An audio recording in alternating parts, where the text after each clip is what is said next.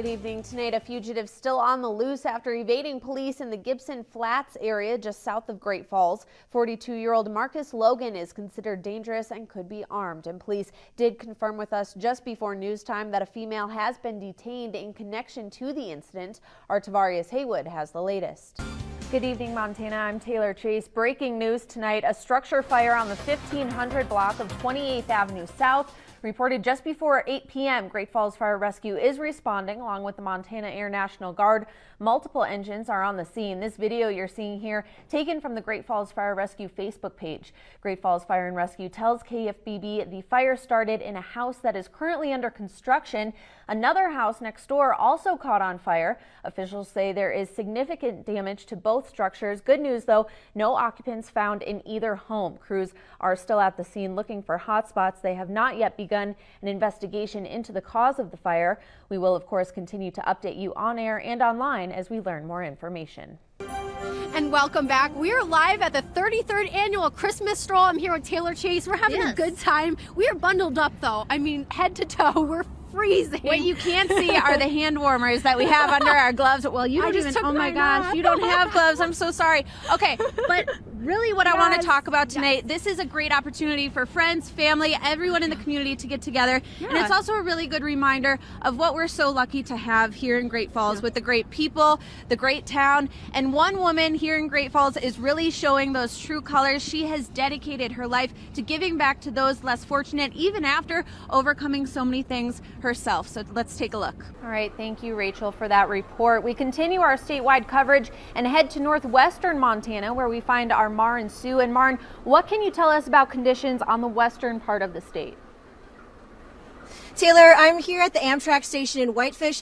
Even if you do have a cell phone, many CenturyLink customers off of Bootlegger Trail just outside of Great Falls tell me that they're lucky if they can even get a signal. I know that because I looked for one and couldn't find it. Good evening, Montana. I'm Taylor Chase. We'll have more on those stories in just a bit, but first, wildfires blazing across Montana. Here's what we know so far. In fact, research done by Dr. Leonard Sachs suggests that the problem is in the biological differences in the way that boys versus girls hear. So, for example, if a teacher is at the front of a classroom giving a lesson plan, a boy is going to hear things a lot differently than a girl. Today marks the 34th day of Montana's 65th legislative session, meaning that we are more of a third of the way through and soon approaching transmittal. Alyssa Flores has been following the session from the start and is updating us today on what lawmakers have accomplished and what is still to come. Alyssa?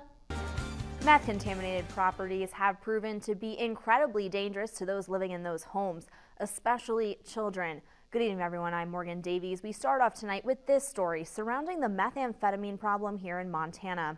Legislators created a law back in 2005 to help track meth-contaminated properties and hold owners accountable. But now, over a decade later, that law is proving to be more of a problem than a solution.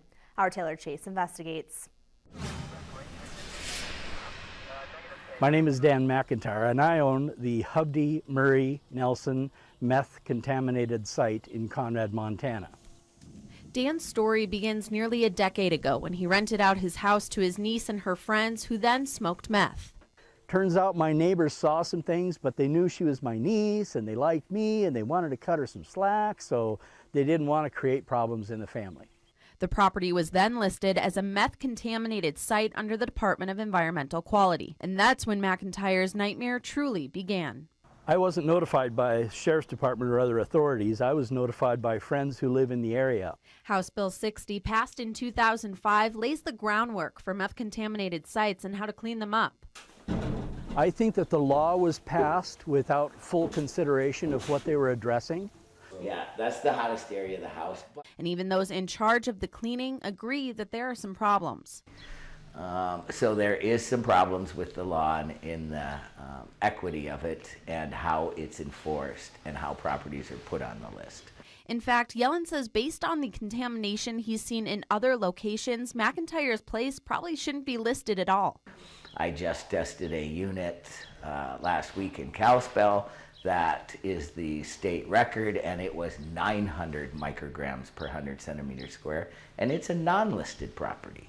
Now, just to put this into perspective, McIntyre's place has a contamination level of less than 1. Yellen says this inconsistency comes from placing a majority of the responsibility on local law enforcement to find the meth labs, bust them, and then report it to the DEQ. But Deb Grimm, project manager at the DEQ, says she likes it that way. I think that's great because there's been a lot of disgruntled neighbors or people who think there is a meth lab property next to them that might report that property to us in error. So law enforcement makes that decision based on the information that they have.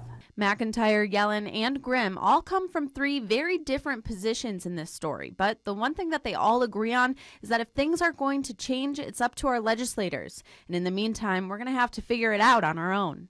We all do a radon test before we buy a property. Why not do a meth test? But for many, it's too late. I love this house, and I can afford the bills. But for 10 years, this has been a nightmare for me and a nightmare for my family. An embarrassment for my parents and just an ongoing burden. No, it wasn't worth it. Reporting in Great Falls, I'm Taylor Chase. McIntyre says he's put over $70,000 into cleanup. That's nearly double what he originally invested into the property.